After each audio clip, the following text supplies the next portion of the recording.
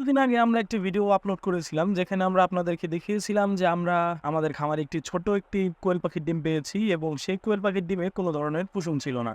তো আমরা আবারও এরকম ছোট একটি ডিম পেলাম। তো আজকেও আমরা এটি সিদ্ধ করে দেখব যে আসলে এটার ভিতরে কোনো ধরনের কুসুম আছে কি নেই। তো প্রথমে আপনারা দেখছেন আমাদের হাতে যে ডিমটা আছে সেটা খুবই ছোট, প্রায় আগের ডিমটির সমানই। কিন্তু আমাদের ভিতরে যে কিউরিসিটিটা আছে যে আসলে ওই ডিমটা কি আসলে আগের ডিমের মতো হবে নাকি কুসুম থাকবে, সেটাই আমরা আজকে দেখব। তো প্রথমে আমরা সেটিকে সিদ্ধ করতে পানিতে দিয়ে দিলাম এবং সিদ্ধ হয়ে যাওয়ার পর আপনারা দেখতে পাচ্ছেন যে আমরা ডিমটি ছুলছি।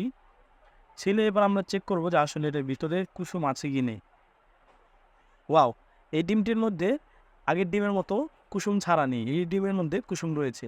তো আমরা এখান থেকে বুঝতে পারলাম যে আসলে সব ডিম ছোট হলেই যে সেটার ভিতরে কুসুম থাকবে না তা নয়। এটার মধ্যে কুসুম আছে। তো ভিডিওটি পছন্দ হয়ে থাকলে আপনারা এখনই লাইক দিয়ে আমাদের চ্যানেলটি সাবস্ক্রাইব করে রাখতে পারেন।